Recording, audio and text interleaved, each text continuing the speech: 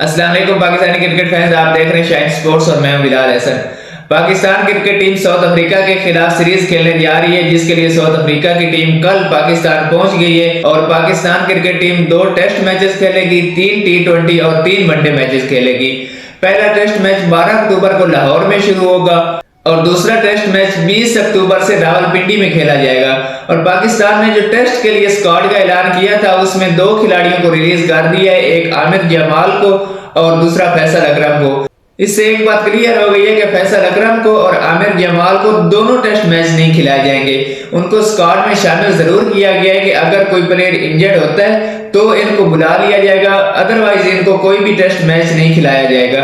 आमिर जमाल को test squad से release करना ये समझ में नहीं आता, वो इसलिए कि पाकिस्तान के पास कोई प्रॉपर ऑलराउंडर नहीं है। अब्दुल रज़ाक के बाद आज तक कोई ऐसा ऑलराउंडर नहीं आया जो बैट और बॉल दोनों से परफॉर्म करके दिखाए। हमारे पास फ़हीम अशरफ हैं तो जरूर, लेकिन वो कभी बॉलिंग में परफॉर्म करते हैं और कभी बैटिंग में, और कभी तो वो बिल्कुल ही परफॉर्म नहीं करते। हालांकि जो एशिया कप गुजरा है उसमें उन्होंने अच्छी खासी परफॉर्मेंस दिखाई है, उसमें वो कभी कभी बॉल से भी अच्छा परफॉर्म कर रहे थे, कभी बैट से भी अच्छा परफॉर्म कर रहे थे, लेकिन वो प्रॉपर ऑलराउंडर नहीं है।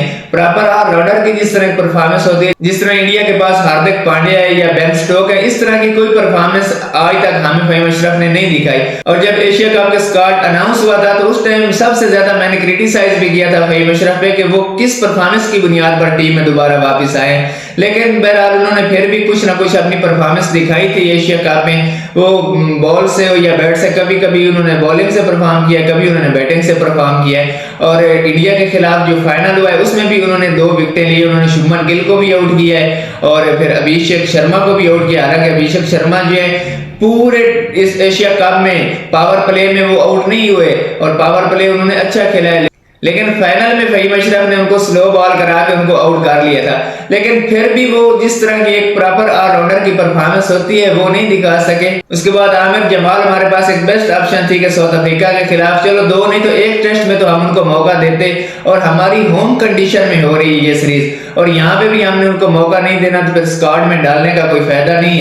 आमिर जमाल को कम से कम 1 टेस्ट मैच जरूर खिलाना चाहिए ताकि उसकी परफॉर्मेंस का पता चले। वो डोमेस्टिक में इतना ज्यादा परफॉर्म करके आए, फिर जाके वो स्क्वाड में सिलेक्ट हुए और उसके बावजूद भी उनको रिलीज कर दिया गया कि आप जाके कैद आजम ट्रॉफी खेलो, अगर आपकी जरूरत पड़ी तो आपको बुला लिया जाएगा, अदरवाइज आप जाके कैद आजम ट्रॉफी खेलो। इस कैद आजम ट्रॉफी में आपको बड़े बड़े प्लेयर खेलते हुए नजर आ रहे हैं। बाबर आजम खेल रहे हैं इस कैद आजम ट्रॉफी में, मोहम्मद रिजवान खेल रहे हैं, शहनशाह अफरीदी खेल रहे हैं, फखर जमान खेल रहे हैं। हालांकि 2019 के बाद इन्होंने कोई डोमेस्टिक क्रिकेट नहीं खेली और ना इन्होंने कभी कैद आजम ट्रॉफी खेली है, ना कहीं और कोई डोमेस्टिक क्रिकेट खेली है। PSL ये खेलते हैं, उसके बाद ये इंटरनेशनल क्रिकेट खेलते रहे हैं और 2019 के बाद इन्होंने कोई डोमेस्टिक क्रिकेट नहीं खेली।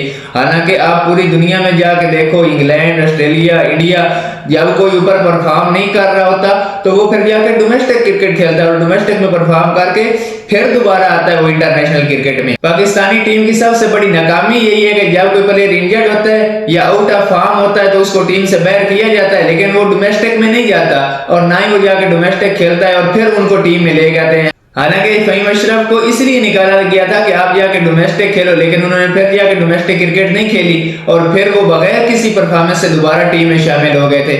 और शहनशाह अफरीदी जब इंजर्ड होके गए थे और फिर उनको 2022 वाले वर्ल्ड कप में ये लेके आए थे तो उन्होंने भी कोई डोमेस्टिक क्रिकेट नहीं खेली और इंजरी के बाद वो डायरेक्ट टीम में आ गए थे। तो इसी वजह से पाकिस्तानी टीम फाइनल तक नहीं पहुंच पाती है और अगर पाकिस्तानी टीम फाइनल तक पहुंचती भी है तो फाइनल हार जाती है। और यही हुआ था हमारे साथ 2022 वाले वर्ल्ड कप में।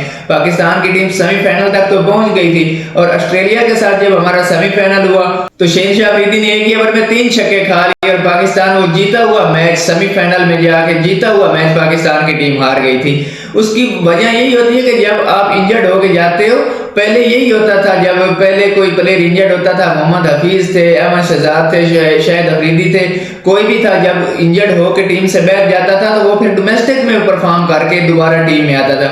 लेकिन अब कोई भी प्लेयर इंजर्ड होता है या आउट ऑफ फॉर्म होता है तो टीम से बाहर तो होता है, लेकिन 1-2 सीरीज बाहर होता है और बगैर डोमेस्टिक खेले, बगैर कोई परफॉर्मेंस के वो दोबारा टीम में शामिल हो जाता है। PCB ने इस दफा अच्छा डिसीजन लिया है प्लेयर का NOC मुअत्तल करके। उन्होंने कहा कि जो प्लेयर परफॉर्म करके दिखाएगा उसको NOC दिया जाएगा, जो परफॉर्म नहीं करेगा उनको NOC नहीं दिया जाएगा। इसी वजह से आपको प्लेयर परफॉर्म करते हुए भी नजर आ रहे हैं। और बाबर आजम ने कैद आजम ट्रॉफी के पहले मैच में बहुत अच्छी परफॉर्मेंस दिखाई है और सारे खिलाड़ी अच्छा परफॉर्म कर रहे हैं। जहरी बात है, जब परफॉर्म करेंगे तो बाहर जाकर दूसरी लीगें खेल सकेंगे। अगर यहाँ भी परफॉर्म नहीं करेंगे और अपनी इंटरनेशनल टीम में परफॉर्मेंस नहीं दिखाएंगे तो फिर ये बाहर की लीगें भी नहीं खेल सकेंगे। अब 2-3 दिन पहले ELT का ऑक्शन हुआ है, उसमें सिर्फ पाकिस्तान के 3 प्लेयर सिलेक्ट हुए हैं। फखर जमान सिलेक्ट हुए हैं, हसन नवाज सिलेक्ट हुए हैं और नसीम शाह सिलेक्ट हुए हैं, और वो भी बहुत कम प्राइस पे।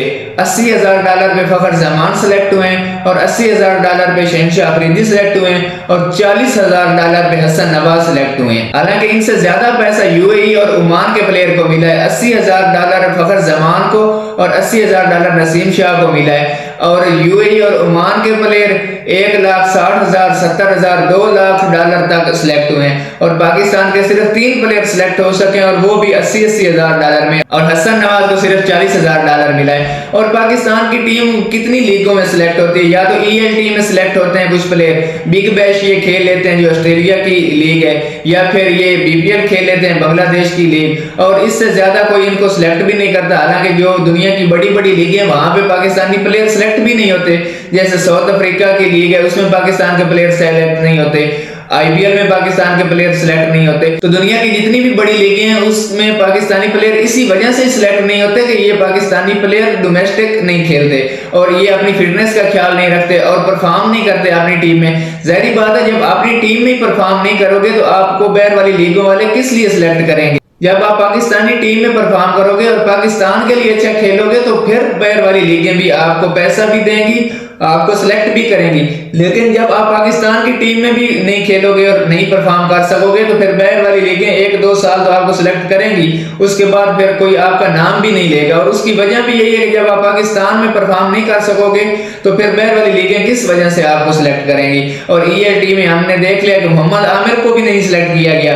आमिर की भी $80,000 की बोली लगी है लेकिन वो सिलेक्ट नहीं हुए, किसी ने उनको पिक नहीं किया, और ना कोई बाबर आजम पिक हुए, ना कोई मोहम्मद रिजवान पिक हुए, क्योंकि जब आप अपनी टीम में नहीं खेल रहे तो फिर लीगों वाले आपको इसलिए सिलेक्ट नहीं करते कि जो अपनी टीम में नहीं खेल रहा वो लीग में कैसे खेलेगा।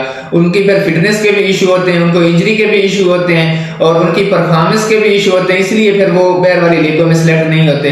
तो सबसे पहले यही होता है कि सबसे पहले अपनी टीम में परफॉर्म करो और अपना डोमेस्टिक खेलो और अपनी फिटनेस को बरकरार रखो, फिर जाके आप टीम में सिलेक्ट होगे। 2-3 दिन से सलमान अली आगा की कप्तानी पे भी बहुत ज्यादा बातें हो रही है कि शायद सलमान अली आगा को कप्तानी से हटा दिया जाएगा, लेकिन ये बात कंफर्म हो गई है कि सलमान अली आगा 2026 वाले T20 वर्ल्ड कप तक T20 टीम के कप्तान रहेंगे। उसकी वजह यह है कि वो अभी 3 महीने हुए कप्तान बने और उन्होंने बांग्लादेश की सीरीज भी पाकिस्तान की टीम को जितवाई है और वेस्ट इंडीज की सीरीज भी जितवाई है, फिर ट्राई नेशन सीरीज भी जितवाई है और एशिया कप में पाकिस्तान की टीम को फाइनल तक लेके पहुंचे हैं। हालांकि पाकिस्तानी टीम पिछले 2-3 साल में किसी भी टूर्नामेंट के फाइनल तक नहीं पहुंची। बहुत ज्यादा लोग सलमान अली आगा पे क्रिटिसाइज कर रहे थे कि उन्होंने अच्छी कप्तानी नहीं की और उनको कप्तानी से हटाना चाहिए, और बाबर आजम या रिजवान को लेके आए, और बाबर आजम और रिजवान को भी किस बुनियाद पे लेके आए।